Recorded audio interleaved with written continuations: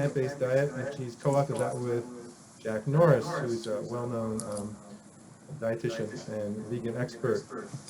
She currently lives in Western Massachusetts and in the Berkshires, and she has her master's in public health also, in addition to having a registered dietitian degree. And so we're really excited, and I'm not going to introduce her yet though, because, and by the way, this is all going to be recorded, so if your friends are asking or you want to make sure you can see this, yes, it will be recorded, and you'll receive a notice in a day or two with the link to that recording. But first I'd like Dr. Carrie Graff to come live here. Hello, Dr. Graff. Hi, Dr. Barnett. Nice to see you. It's great to see you. Thank you for joining us. Dr. Graff is also in Rochester, New York, along with me, and she is at Rochester Regional Health, where she heads up their lifestyle medicine efforts, and she will be helping me field questions with Virginia Messina after we're done with the official presentation. And so, I don't know, Carrie, did you want to say anything a little bit about what you guys are doing there? Or? I didn't mean to put you on the spot. Quite okay. So I'm just the lead lifestyle medicine physician for Rochester Regional Health. And my role is really to try to incorporate lifestyle medicine, not just through the primary care system there, but to try to kind of link it everywhere it matters, which is just about everywhere, right? So we've now retro trained 7 primary care docs in lifestyle medicine, so they're incorporating it into their practices, and we're actively recruiting more as well. And just trying to kind of change the system so it's actually addressing the cause of the problem. So hopefully we're getting somewhere. So. Yeah. Great. I'm so glad you're here. And Carrie and I both took the inaugural examination in lifestyle medicine, and we got our board certification back in 2017. And there's a number of other doctors in Rochester now with that same degree, so very excited about that. Just a little bit about Rochester Lifestyle Medicine Institute. We've been around since 2015, and we run a number of plant-based programs. The program that we're most excited about now is our 15-day whole food plant-based jumpstart that's been running now for about 3 years, and over 1,000 people have gone through it. Since COVID-19 came along, we stopped running it in our office. Now we run it monthly, and it's Zoom-based, and it's just a lot of fun. And so very excited. The next one's going to be starting, I think, June 5th. You can check our website if you're interested. A lot of people seem to really enjoy it. So and we're getting amazing results. So I was just telling our guests that we had a record of someone's cholesterol dropped 150 points in 15 days, from 299 to 149. So a lot of people don't realize how quickly some of these biomarkers can change, cholesterol, LDL, blood sugar, and so that's why we are so excited about this program, and it helps bring people into the fold of just believing that whole food plant-based nutrition is actually worth making the effort for, because they find out really quickly, and we tell people, look, you can do anything for 2 weeks, so give it a try. Just a reminder, if you have any questions, you can type them into, there's an actual Q&A button you can click at the bottom of your screen. And now I would ask Dr. Virginia Messina to turn on her video, and she will magically appear to you. There she is. Hi, Ginny. Magically. Magically. Excellent, excellent. And without further ado, we've already introduced you, and just as a reminder, she is a registered dietitian who writes about plant-based diets for both consumers and health professionals. So really a world-renowned expert. She used to work for Physicians Committee for Responsible Medicine. So I'm just so excited to turn it over to Ginny. Welcome. Thank you. Thank you so much for inviting me. Thank you, Dr. Barnett. I am going to share some slides. I can get these working. My slideshow. I'm sharing slides. That's right. Dr. Graff and I are going to disappear in just a minute as soon as Ginny gets her slides ready. Yeah, I just have a little bit of a... That's all right. Take your time.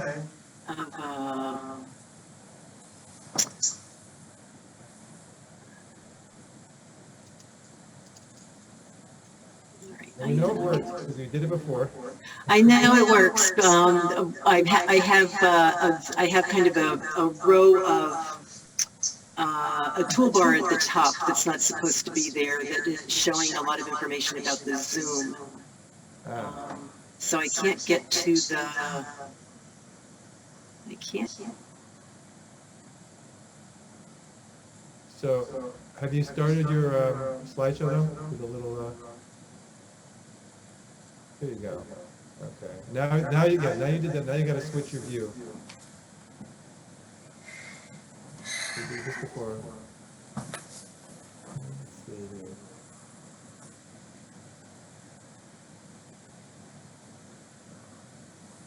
here. So everybody please stand by. We're temporarily experiencing technical difficulty. I think you need help from your cat right now. Virginia, are you trying to get rid of the Zoom bar on the top? Oh, now you're muted. That's what I'm trying to do, is get rid of that. Okay, you can actually click and drag it to another monitor if you have two monitors.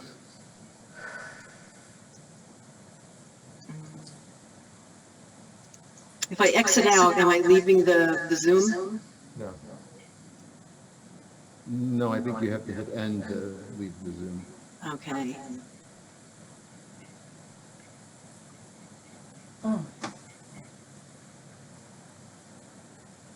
So I while you, can't seem, yeah, Bob, you want to? I can't seem to drag that bar away. Oh, You did something before when we checked this out about an hour ago. There was some simple button. You clicked. yeah, it worked perfectly, didn't it? Yeah, I wouldn't change anything except find that button again.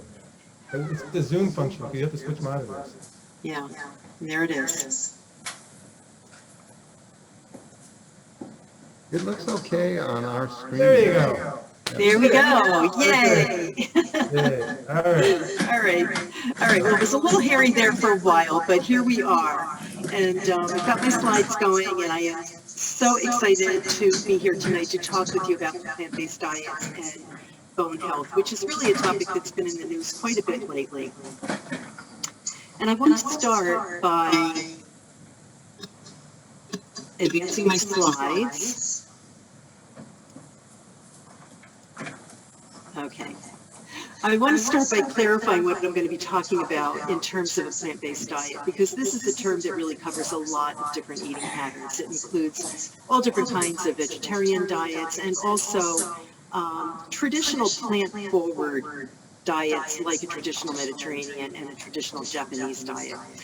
I am going to be talking specifically about vegan diets tonight because there are so many questions about how we can protect bone health on a diet that doesn't include any animal products, and especially that doesn't include any dairy products. So I'm going to look a little bit at bone health in vegans, bone mineral density, and fracture rates, but I want to spend most of our time this evening talking about diet and lifestyle choices for protecting bone health. Bones may seem to be very static and steady, but they're actually dynamic. They're continuously breaking down and rebuilding throughout life. In the early part of life, they rebuild more rapidly than they break down as bones are getting heavier and longer and just growing bigger in size. And then by around our 30s, our mid-30s, we reach what's called peak bone mass, which is when our bones are as heavy and dense as they are ever going to be in our life. After that, by about the late 40s, the dynamic starts to shift, the metabolism starts to shift, bone metabolism, and we start losing bone matter, breaking bone down a little bit faster than we can build it up. In particular, this happens after menopause in women as estrogen production decreases, and it affects the spine in particular in postmenopausal women. If we lose too much bone, it can result in osteoporosis, and that raises risk for fractures, not just the kinds of fractures that we get when we fall, but also small bone fractures throughout the body and in the spine. We have very little information about bone health of vegans, and the studies are somewhat conflicting, so it's really hard to draw conclusions. For example, a few studies have looked at bone density in vegans. Studies in Hong Kong and Taiwan found that vegetarians and vegans had lower bone mineral density compared to meat eaters. But studies in Vietnam and the United States found no difference between vegans and meat eaters when it comes to comparing bone mineral density. And then we have a meta-analysis of 9 studies, and in that analysis, vegetarians had lower bone mineral density than meat eaters, and most of the difference was attributed to vegan subjects. But the difference wasn't really clinically relevant. That is, it wasn't big enough to affect fracture risk. It wasn't likely that vegans were going to get more fractures based on these kinds of findings. We have a little bit of information about actual fracture rates in vegans from 2 studies. The Epic Oxford study in the United Kingdom is a study of about 65,000 people. They are mostly health conscious, and 4% of them are vegans. In 2009, some data were published showing that vegans had higher rates of bone fractures. But this was only true when the vegans had low calcium intakes. When they compared vegans with low calcium intakes, lower than about 500 milligrams per day, to meat eaters with low calcium intakes, the vegans had greater risk of fractures. Just last year, at the end of last year, we had another bit of analysis from the Epic Oxford study. And this showed that vegans, again, had higher rates of fractures, but the findings were limited to people who had very low body mass index, very low body weights. When we looked at the population as a whole, vegans did as well as meat eaters. We also have some data from the Adventist Health Study, and this is interesting because it was just published within the past couple of weeks. The Adventist Health Study is a study of about 96,000, again, mostly health-conscious participants, and approximately 8% of them are vegans. And in this study, vegans had both lower calcium intakes and higher fracture risk compared to meat eaters. But when the vegans were taking calcium and vitamin D supplements, there was no difference between the vegans and the meat eaters. So when they were getting enough calcium and vitamin D, even though it was from supplements, they were doing as well as the meat eaters. So overall, our findings are really too conflicting and too limited to allow us to make a blanket statement about vegan diets and bone health.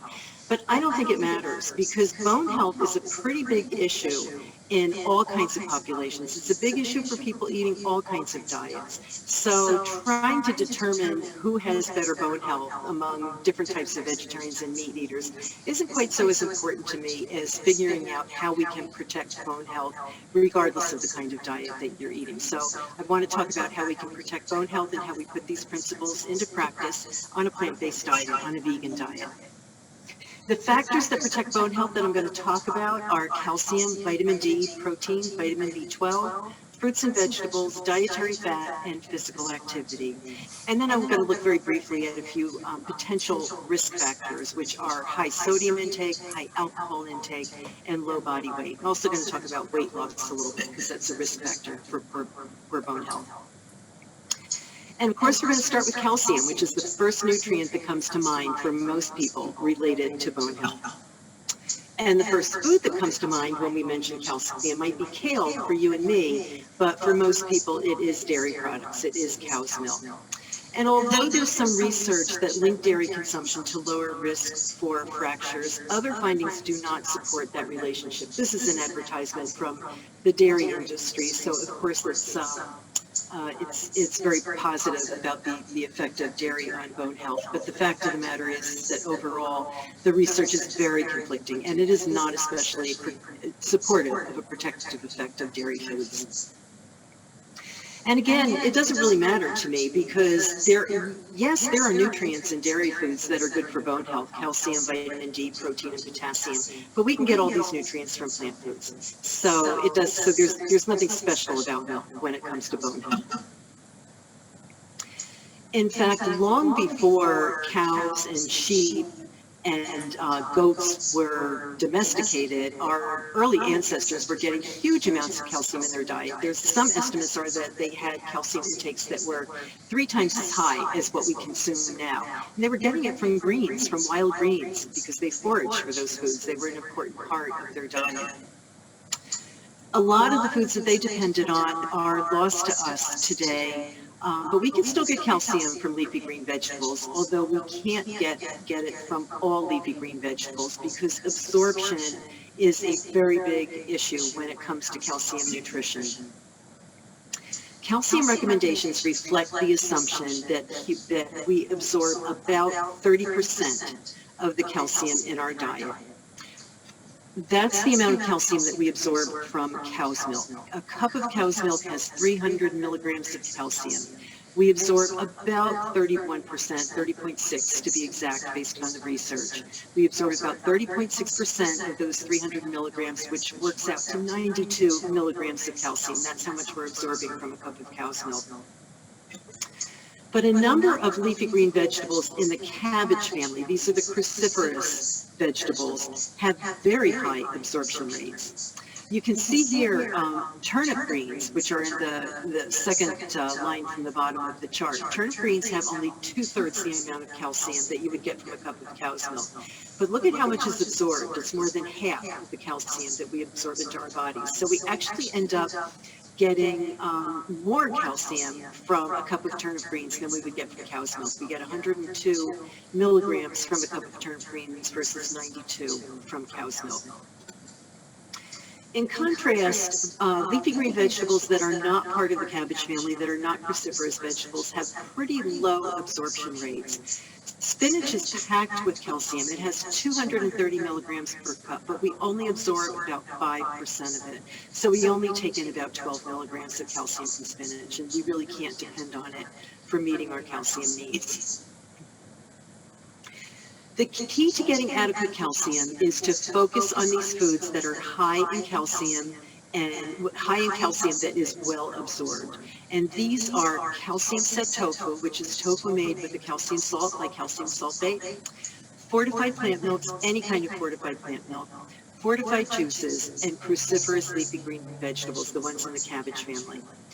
Other foods can make contributions to our calcium intake, but they're lower in calcium content, and the calcium's not absorbed quite as well. So almonds and almond butter, sesame seeds and tahini, figs, oranges, and beans can all contribute some calcium to our diet, but we don't want to depend on them because they're contributing fairly modest amounts of calcium. A good rule of thumb for meeting calcium needs on a vegan diet is to consume 3 cups per day of any combination of those foods that I just mentioned that are high in well-absorbed calcium. Cruciferous leafy green vegetables, calcium set tofu, fortified plant milks, and fortified juices. 3 cups per day of any combination of those foods should allow you to meet your needs for calcium. If you're consuming less than that, it's okay to make up the difference with a small calcium supplement. We don't want to get the bulk of our calcium from supplements. We don't want to get the bulk of our nutrition from supplements. But when you fall short, it's okay to make up the difference with the supplement. And getting maybe 300 milligrams of calcium per day from a supplement would be just fine if you're falling short on consumption of these other foods that I mentioned. Overall dietary composition can influence calcium absorption as well. Dietary protein increases calcium absorption pretty significantly. I'm going to talk about that a little bit more. There is some evidence that dietary fat improves absorption of calcium, and higher body weight may also improve absorption of calcium. So people with a higher BMI may take in a little bit more calcium. Vitamin D works along with calcium to protect bone health. Now, we can make all of the vitamin D, we evolved to make all of the vitamin D that we need when our skin is exposed to sunlight. But there's so many things that interfere with that. Smog, clouds, wearing sunscreen, wearing sunblock. If you use sunscreen or sunblock appropriately, it's going to block the rays that make vitamin D. People with darker skin and older people need more sun exposure in order to make vitamin D. And then, of course, any of us who live in areas where the sunlight is weak during the winter are not going to be making enough vitamin D during the winter months. So vitamin D is not a vegan issue. It's an issue for everyone, regardless of the kind of diet they're eating. The only foods that are natural sources of vitamin D are certain fatty fish. And they really don't contain enough to be a practical way to meet vitamin D needs. The only other foods that provide us with vitamin D are foods that are fortified with it. People often think that cow's milk is this great source of vitamin D. Well, it is, but only because vitamin D is added to it.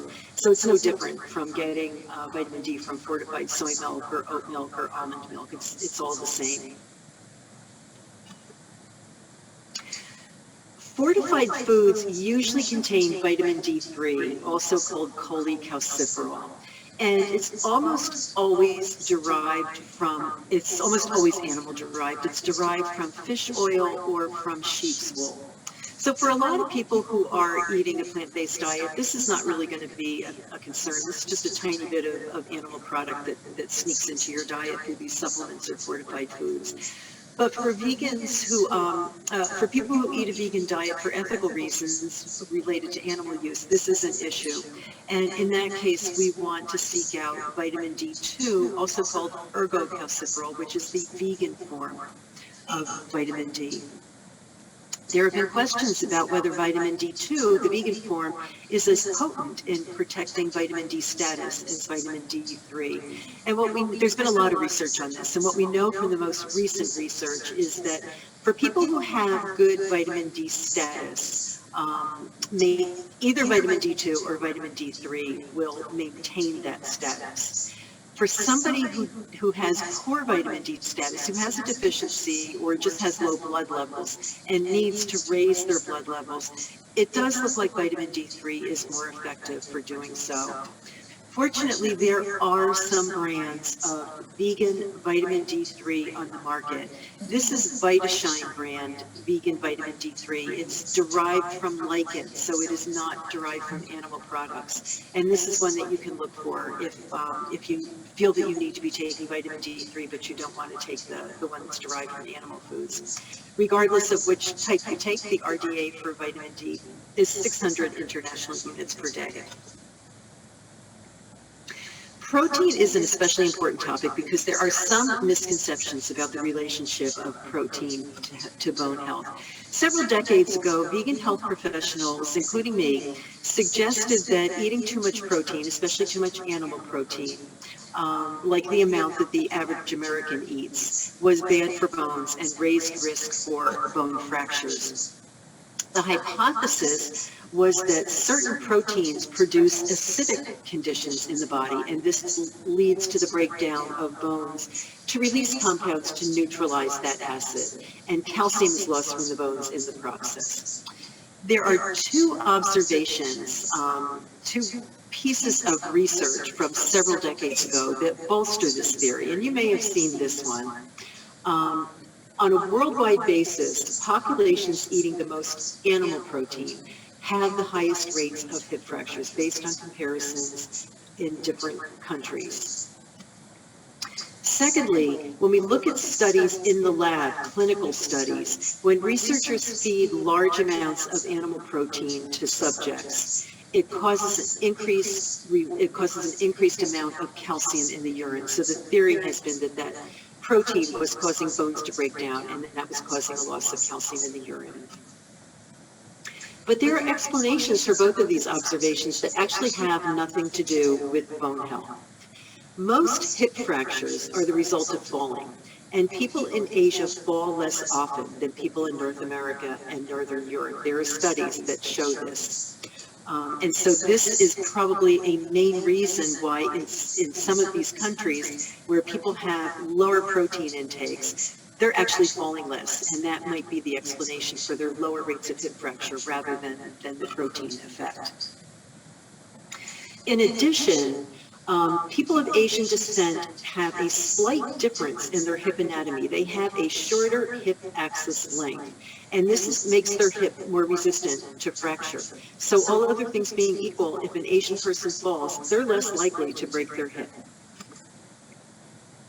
In fact, the evidence suggests that while Asians have fewer hip fractures compared to Caucasians, they have similar or higher rates of spinal fractures. This is a study from 2012. This is a really interesting study in which the researchers compared 3 different groups, and you can see on the upper graph that people from Japan and Hong Kong, who are represented by the red and blue lines, had lower rates of hip fractures than people in Sweden, as we would expect. But when you look at the lower graph, we see that people from Japan and Hong Kong have higher rates of spinal fractures. Spinal fractures are linked to osteoporosis, while hip fractures are linked to falling. So despite those lower hip fractures in Asian countries, their bone health is really not better. There's also an explanation for the calcium seen in the urine following protein consumption. It's not necessarily coming from the bones. because protein increases calcium absorption, and this is where the increased urinary calcium appears to be coming from. It is not coming from the breakdown of bones. It's just coming from the fact that more calcium is coming into the body when people eat higher protein diets because of that absorption. What we know about protein now is that it protects bone health. It is good for bones. It improves calcium absorption, it contributes to bone structure, and it promotes muscle strength. All good things for bone health. And in the Adventist Health Study, vegetarian women who had the highest intakes of protein-rich foods, such as beans and veggie meats, had a lower risk of breaking a bone. And it seems that any extra acid that's being produced in the body from a higher protein intake can be countered by a high intake of fruits and vegetables, which has an alkalinizing effect. So the thought now is that the ideal diet for bone health is one that is high in protein and high in fruits and vegetables. You get the benefit of the protein, and any downside to the protein is mitigated by the high fruits and vegetable intake. Our need for protein is actually a need for amino acids. These are the building blocks of proteins. We rearrange amino acids in our bodies and use them to create whatever proteins we need, enzymes, skin, bones, muscles, whatever the body needs to make. We can synthesize about half of the amino acids that our body requires, but 9 of them we cannot make. We can't synthesize them, and so they have to come from the diet. And these are the 9 essential amino acids. All grains, vegetables, nuts, seeds, and legumes contain all 9 of the essential amino acids. There is this myth that all plant foods are completely lacking in at least one essential amino acid. That is not true. They have all 9 of them. They are always a little bit low in one of them, but they do have all 9. We used to think it was important to eat plant foods in specific combinations to get the right complement, the right pattern of essential amino acids to match what the body needed. This was 1970s nutrition, and some of you may have seen this. If you've been vegetarian or vegan for a long time, you may have seen this scheme. It comes from the book Diet for a Small Planet. We know now, 21st century nutrition, that if you are meeting calorie needs, you are eating a variety of plant foods, you don't need to combine foods in order to get enough of the essential amino acids. But there are a couple of factors that we need to consider when we talk about protein in vegan diets. Protein is digested at a somewhat lower rate from whole plant foods compared to animal foods and compared to refined plant foods. And so what that means is that vegans, or people eating a plant-based diet that is based primarily on whole plant foods, have a slightly higher protein requirement. And this is what that looks like. The protein RDA is 0.8 grams per kilogram of body weight. For those of us who don't work well in the metric system, that translates to 0.36 grams per pound of body weight. We boost that up just a little bit for vegans to 0.9 grams per kilogram of body weight, which works out to be 0.4 grams per pound of body weight.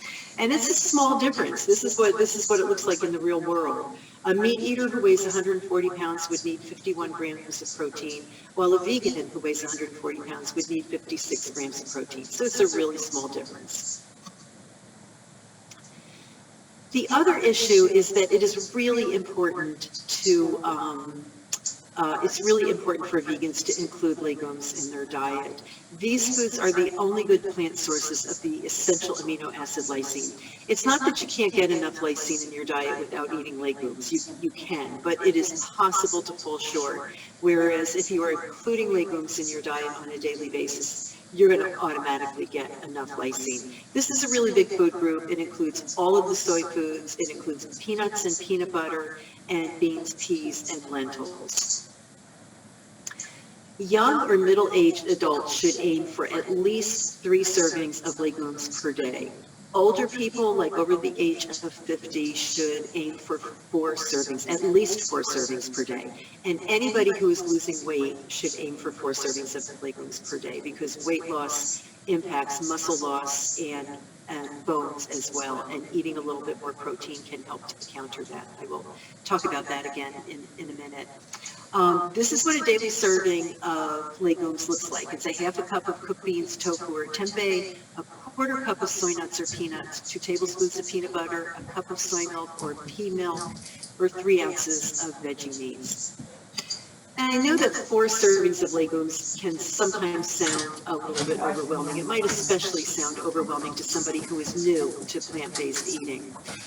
But it's really not that difficult once you get into the swing of it, and once you realize how diverse this food group is, how big this food group is. This is one example of how you could do it. You could have a smoothie with soy milk for breakfast, a bean burrito for lunch, a small cup of lentil soup for a snack, and then rice and vegetables with peanut sauce for dinner. So it's not that difficult, and it's an easy way to incorporate a lot of variety and interest into your menus.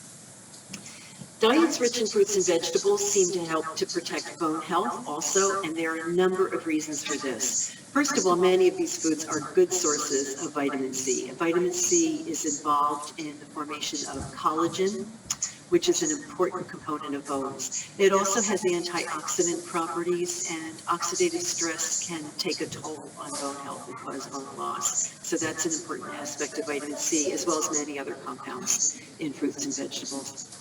Many of these fruits and vegetables are good sources of magnesium and potassium, and these are the nutrients that have that alkalinizing effect that I talked about.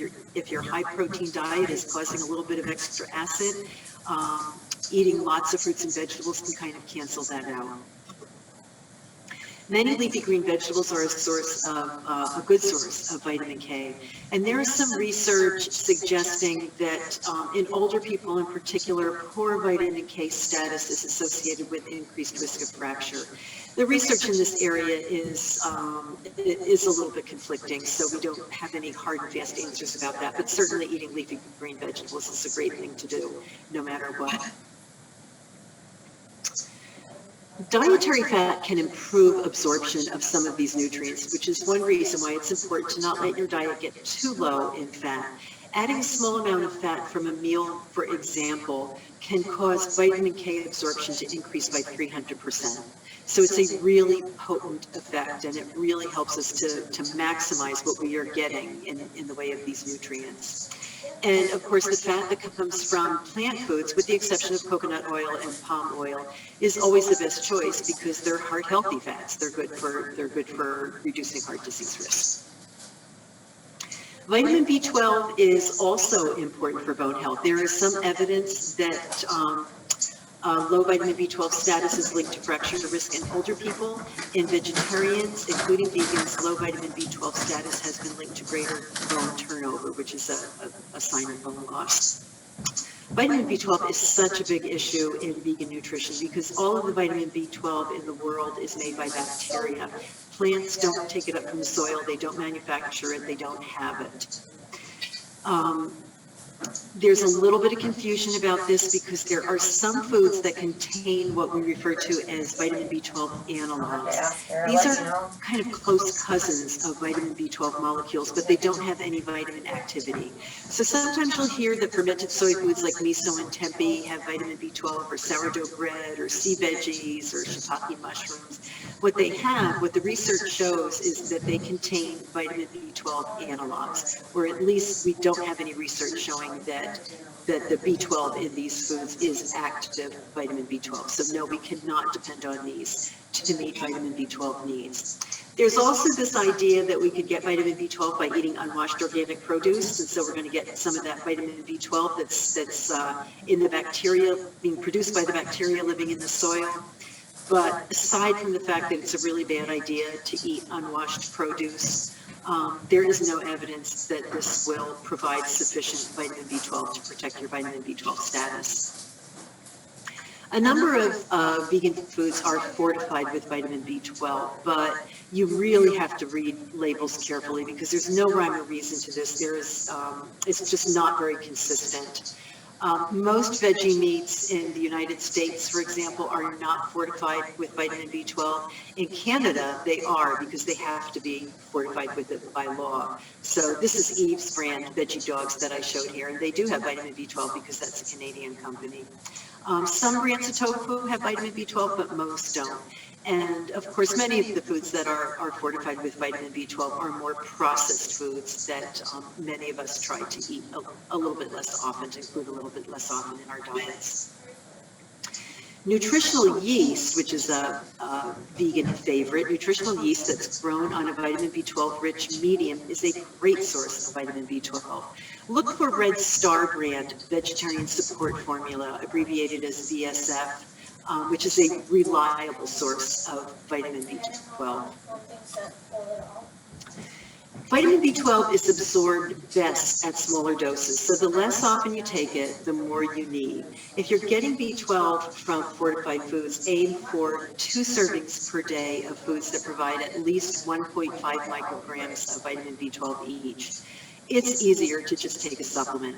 And so if you would prefer to do that, aim for 25 to 100 micrograms of vitamin B12 per day.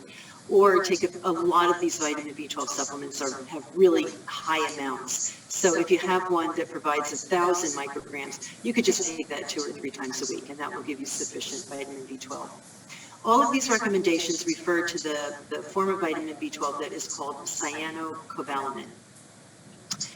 This is the one that has been studied the most. It is the most reliable. It is the most stable in solution, and therefore it has been found to be best for protecting vitamin B12 status. I know a lot of people like to take methylcobalamin.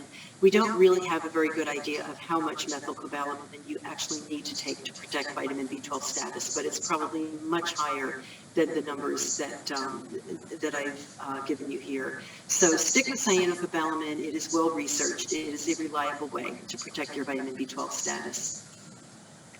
So let's look at for bone health. And sodium is one of them because it can interfere with reabsorption of calcium in the urine.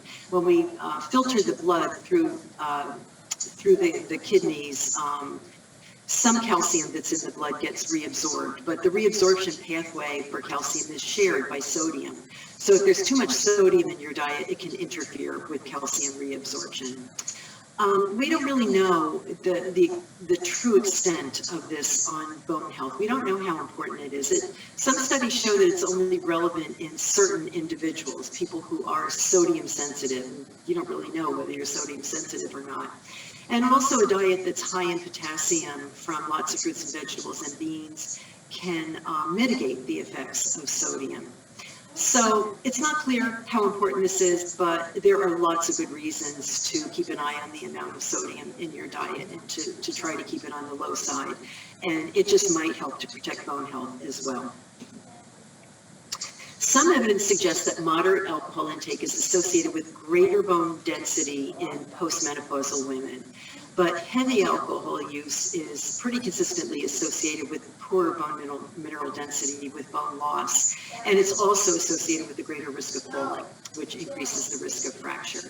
So it's okay to have a glass of wine with dinner if that's something that you enjoy, but there are lots of good reasons to stick with just one serving of alcohol per day in your diet. As important as nutrition is, there is nothing worse for bone health than being a couch potato. Exercise is so important for protecting bone health. The types of exercise that are especially good for bones are weight-bearing exercise, the kind of exercise that works against gravity, like walking, hiking, jogging, climbing stairs, tennis, and dancing. And then also resistance exercises, weightlifting, the kinds of exercises that build muscles are also really good for bone health.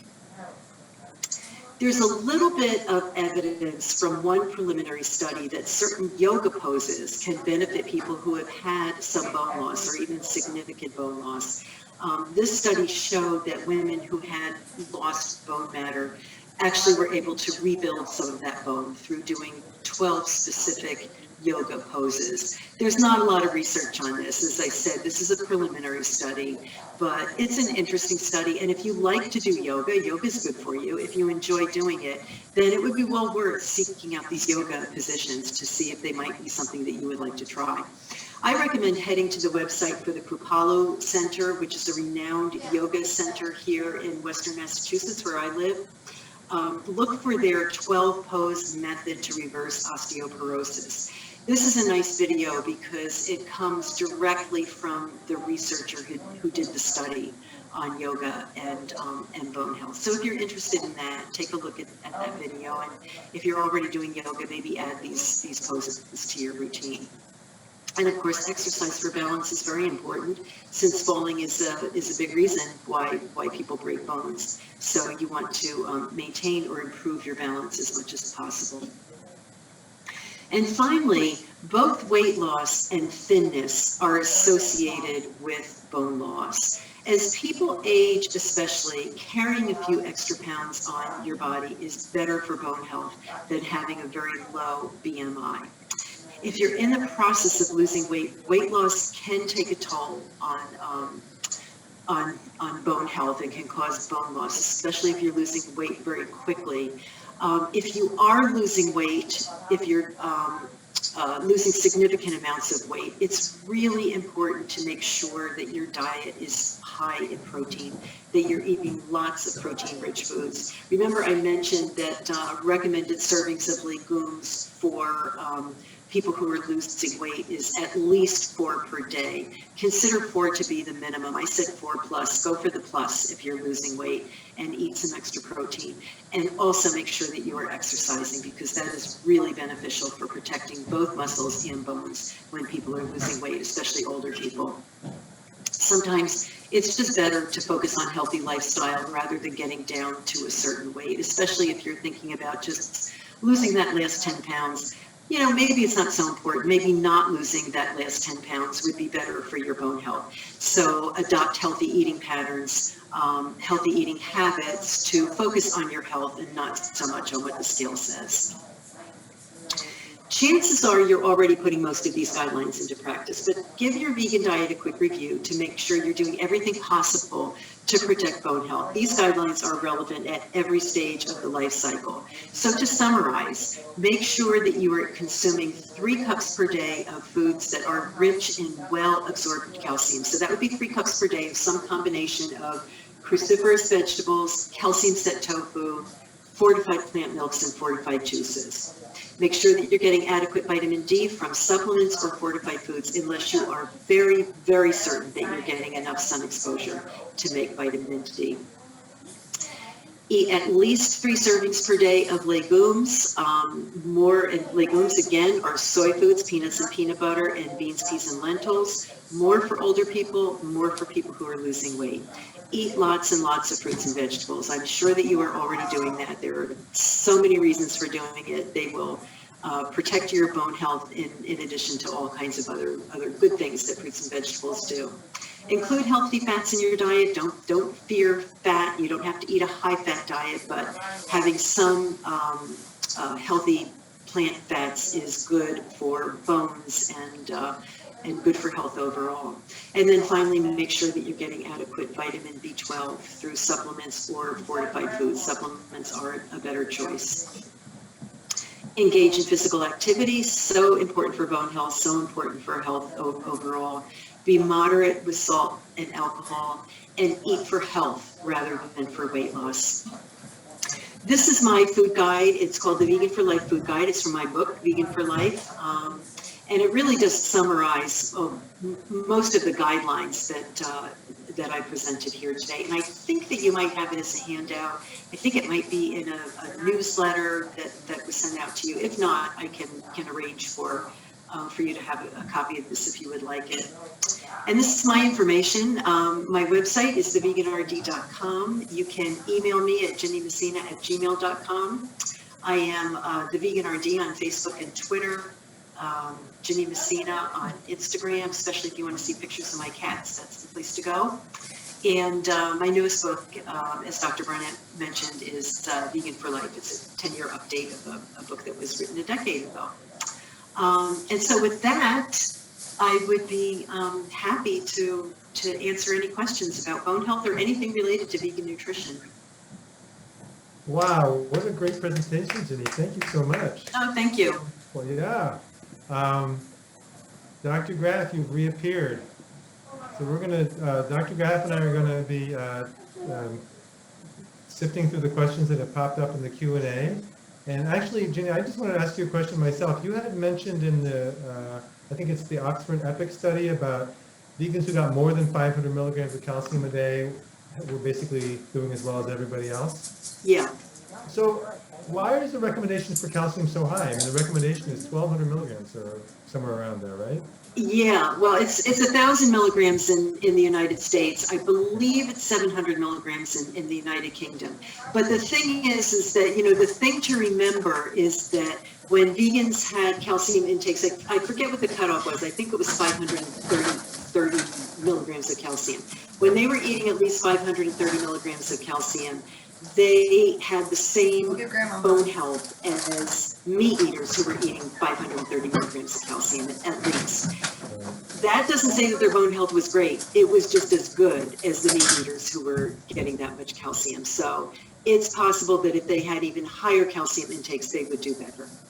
I see. So what is the recommended amount in your mind? Well, so that's a really hard question to answer, and the RDA in the United States is 1,000 milligrams. It's 1,200 milligrams for older people. I think that it's a tricky situation because of this issue of bioavailability that I talked about, because how much calcium you eat is less important than how much calcium you absorb. So if you're getting all of your calcium from turnip greens, which have this really high absorption rate, then you don't need to be eating 1,000 milligrams of calcium per day because you're absorbing so much of it. So that's why I focus on these more practical guidelines. That's why instead of focusing on a number, I say eat 3 cups per day of foods that are rich in well-absorbed calcium. And don't worry how that adds up on Fitbit or, if you're tracking your nutrient intake, don't worry what that looks like, because it might not be 1,000 milligrams, but you're probably still getting enough because these are all foods from which it's very well absorbed. So it's a really complicated issue, and that's why I stick with the foods on this one and not the numbers. So you just say 3 servings per day of 3 cups. 3 cups. Okay. Yeah. Okay. Good, thanks. Dr. Graff, what do you see there? Right, but if it's raw, it's double that, correct? If it's raw, it's double, and that's just volume. That's just about the volume. It's same amount of calcium, but you have to double it because raw takes up more room. Right. So Carrie, can you see the Q&A over there? I can. So The first question that caught my attention was, this question says, I've been vegan, hopefully plant-based for 5 years or more, and my bones have gotten thinner. Not osteoporosis yet, but how can I rebuild bones? We know one of those is those 12 exercises of yoga, but anything else in diet that's been shown to strengthen bones versus so exercise, protein, calcium, vitamin D. Those are the things. I mean, you want to look at all of the recommendations that I made about eating lots of fruits and vegetables, making sure you're getting enough vitamin B12.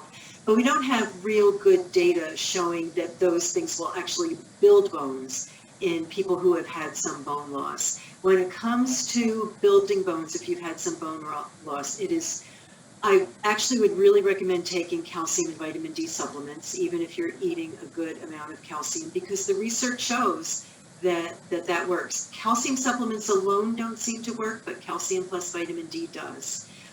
So I would take not huge amounts, I'm not talking, not like 1,500 or 2,000 milligrams, but 8 or 1,000 milligrams of calcium and vitamin D, along with lots of good exercise. And if you've lost some bone matter, it's really a good idea to meet with somebody who specializes in exercises for people who have osteopenia or osteoporosis, who can help you do safe exercises that will build bone matter. What do you say about the studies that looked at increased calcium in terms of supplements and increased risk for heart attacks? Yeah, so that's why I don't want to, that's why I would not want to see people taking huge amounts of calcium, because those were with high doses. And so I do worry about that. So I think that, taking smaller doses of calcium, like a single dose of maybe 300 milligrams, and then taking that a few times a day rather than one great big pill of 1,000 milligrams. Taking it with food so that it's with some kind of a food matrix. We did not see, the researchers did not see heart disease with people who were taking these smaller amounts of calcium. It was just these big doses.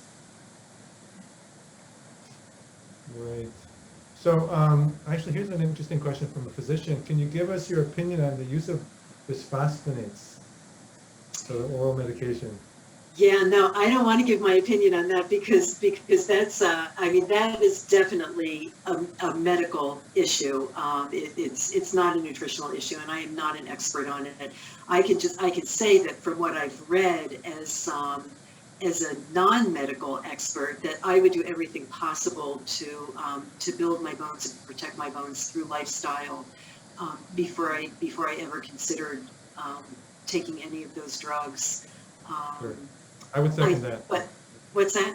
I would second that as a medical. Okay, yeah. So you want to do, you want to talk to your doctor about that. You want to talk to a real medical expert about it. But it's an area. I have nothing against pharmaceuticals. I have nothing against medical treatment. But there are some that are better than others, and this is one that I'm a little wary of. Sure.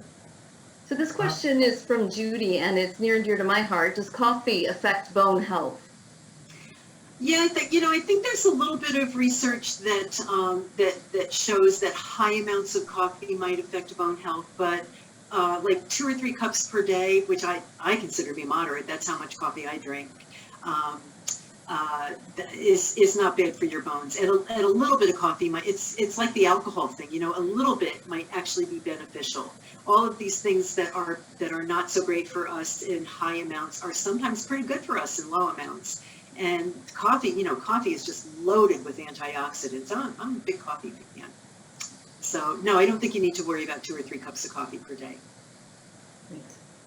By the way, can I just ask people to use the Q&A rather than the chat? It gives us fewer things to have to monitor here. And the questions are just pouring in.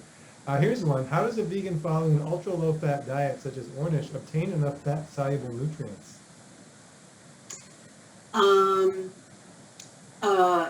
Well, I'm going to get myself into trouble here because I don't think that people should be following ultra low-fat vegan diets. I think that you're among friends. You're not going to get okay. All right.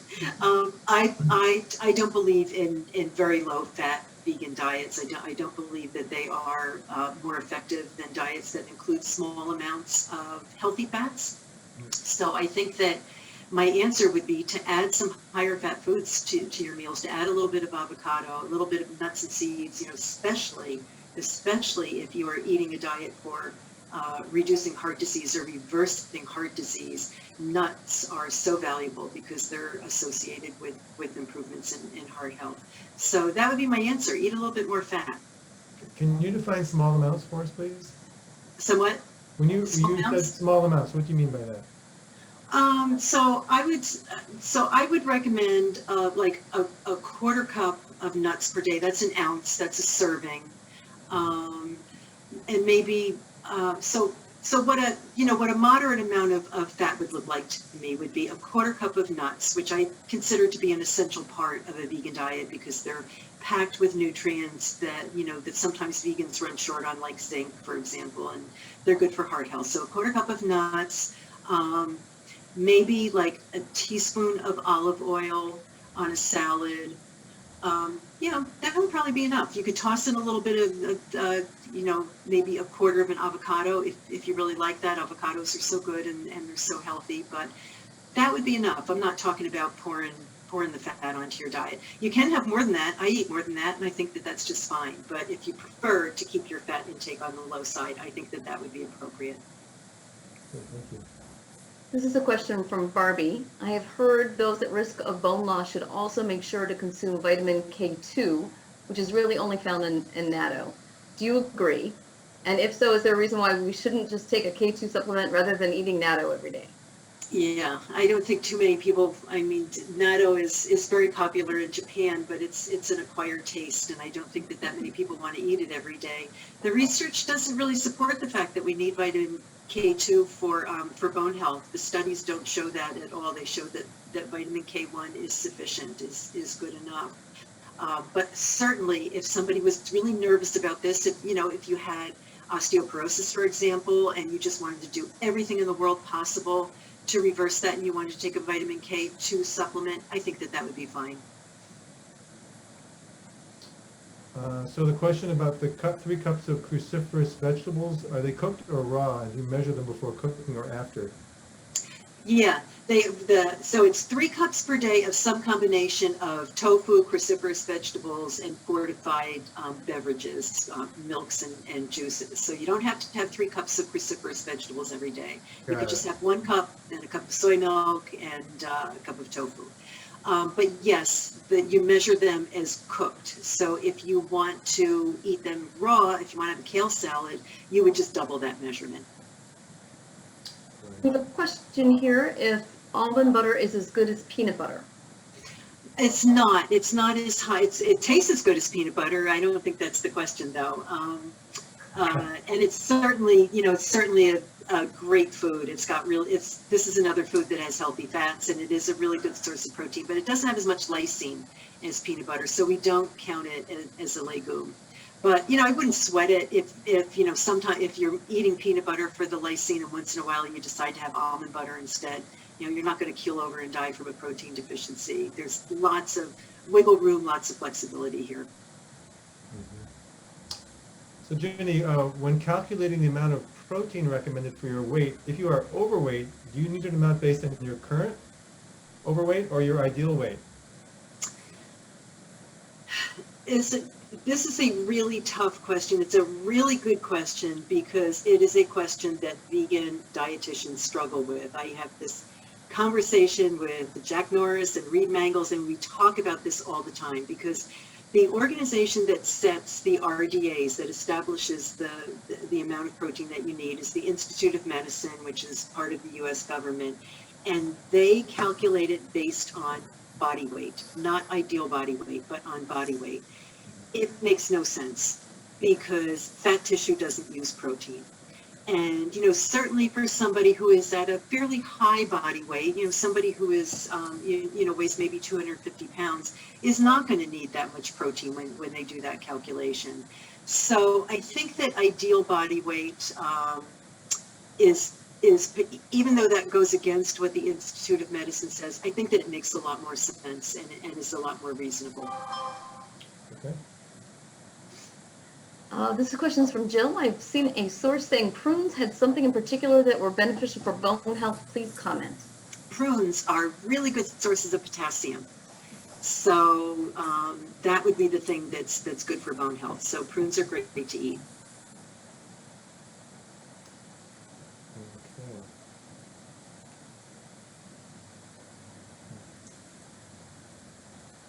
Oh, somebody's asking for you to put that, someone's asking for the slide on which foods have better calcium absorption. But, we're going to be putting this video online. So I think let's not take a chance on that. Okay. Yes. given my record with getting my slides up, yeah. And I'm also happy to provide a PDF of my slides for anybody that would like it. If you just want to email me, I'd be happy to send it to you. Let's see here. There's a question about cooked versus raw greens in terms of absorption.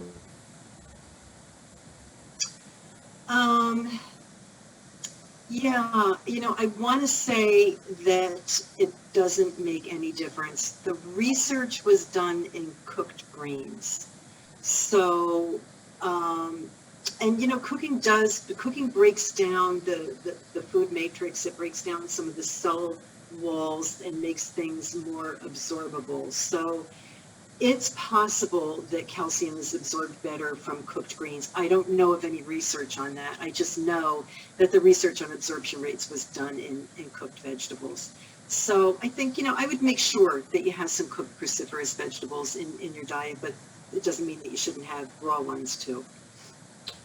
Right. There's been a few questions about people who already have osteoporosis, either, defined on a DEXA scan. So the question is, can you reverse osteoporosis? And are there any steps you would recommend for reversing Mhm. osteoporosis? Yeah, you can. The research shows that you can. Those 12 yoga poses that I mentioned, again, that is just one research study, but it absolutely, in that study, the women had osteoporosis and they built back some of their bone matter from doing 12 minutes of yoga a day. So I think that's pretty exciting. That's pretty promising. And taking, making sure that your diet is really rich in protein, taking a little bit extra calcium and vitamin D from supplements, and then doing not just those yoga poses, don't depend on just those alone, but also doing other kinds of exercises, doing weight-bearing exercises, low-impact stuff when you have osteoporosis, and building muscle. And all of those things you can build back bone matter. It takes some work, but you can do it. Yeah, I would second that. So I have anecdotal evidence from a woman she's now almost 80. She's been vegan for many, many, many years. And about 7 or 8 years ago, she was diagnosed with osteoporosis and got a personal trainer who now basically beats the heck out of her 6 days a week. And she has become incredibly muscular. She says she barely recognizes herself in the mirror anymore. And her bone density is going up on her DEXA scans. So it's so good that the weight-bearing exercise, resistance training is so important. That, and as you say, vitamin D, and all the things that are in greens, vitamin K. Yeah. So, great. Yeah. Okay, what else? That's exciting. That's exciting to hear. I like to. It is exciting. Yeah, I would love to do some actual formal studies on that, because I actually read DEXA scans, so I see them all the time. I don't really like looking at them because I know that people are going to end up going on Fosamax. Yeah. So this question asks, what are your thoughts on vegan creatine to add protein in the diet? I don't think that vegans need creatine. I have never recommended supplements of creatine. I've read a fair amount about it, and nothing has convinced me that it will improve the health of vegans in any way. I'm not opposed to people using it. It seems to be pretty safe. So we have some information in my book, Vegan for Life, on creatine, some strategies for using it for people who do want to use that to build muscles, because it's obviously so popular with people who are weight trainers. But I don't necessarily recommend it across the board. Mm-hmm. So here's a comment from a physician who says, I am a bit conflicted about recommending moderate amount of alcohol for bone health when any amount of alcohol in women over the age of 40 has been shown to increase breast cancer risk. So. Yeah, I feel the same way about that. I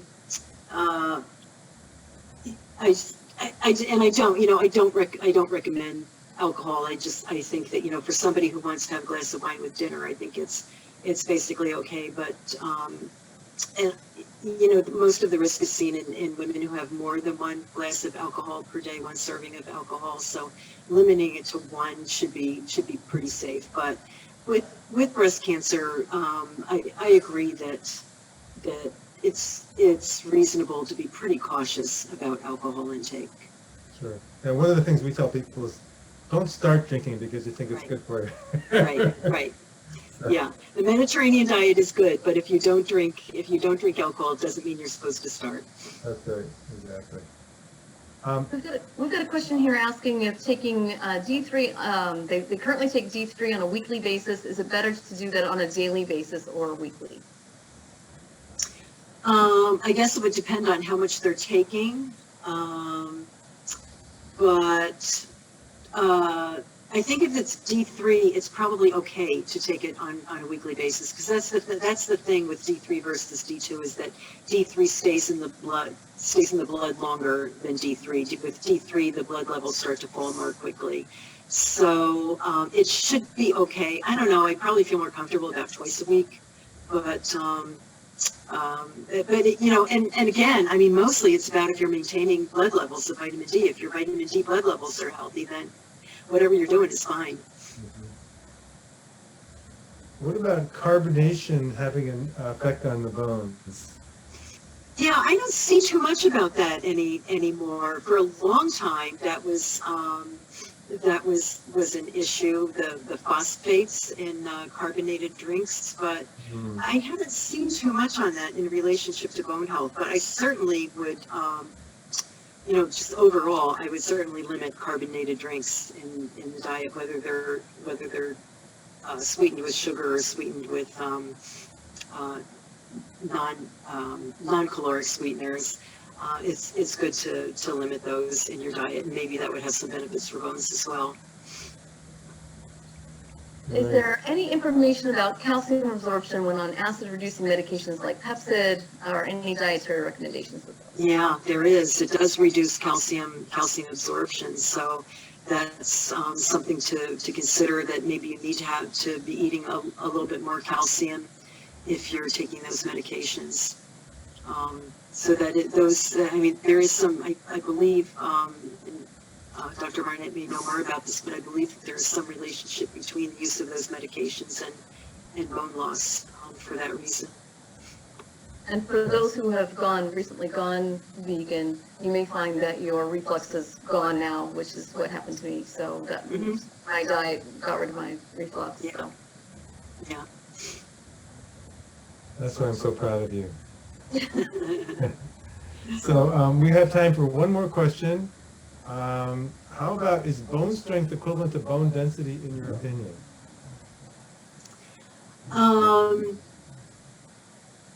Well, not necessarily. I mean, bone density is one factor in fracture risk, but it doesn't seem to be the only one. So you can be at risk, you can have, you know, lower bone density than average and still not be at a high fracture risk. There are lots of other factors that have an effect. So I don't think that they can be equated. Right, I would agree with that. Well, that's great. I think we're going to have to wrap this up. You've been very patient with us. We went over about 10 minutes. And Carrie, do you have any more questions or thoughts?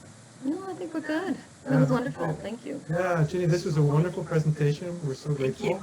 Yeah, and everybody who's signed in, let's see how many people we have. We have 134 people signed in. If you'll receive an email in a day or two with a link to how you can watch a recording of this. So great. All right. Ginny, any final thoughts? No, just Anything we missed? no final thoughts. Just please, if you have questions about any of this, please feel free to email me or contact me on social media. And again, if you would like a PDF of my slides, I'm very happy to share that. Very generous. Great. Somebody wanted to know if you've got an update on Vegan for Her coming up. No, my publisher has not asked me to write one, so I don't. But thank you for asking about that. I did love writing that book. I was just thinking about it today, that especially now that I'm a little bit older, it would be fun to revisit that book and revisit some of the topics. So maybe I'll bug my publisher a little bit. That sounds like a great idea. Yeah. Yeah. And you're getting a zillion thank yous here in the chat. Oh, that's so nice. Thank you. Yeah, it was really very, very sweet. So, and also our interpreter is getting lots of kudos, so thank you very much. Very, very. Thank you. All right, everybody, thank you so much. Thank And, you. Yep, good night. Thanks. Right. Good night.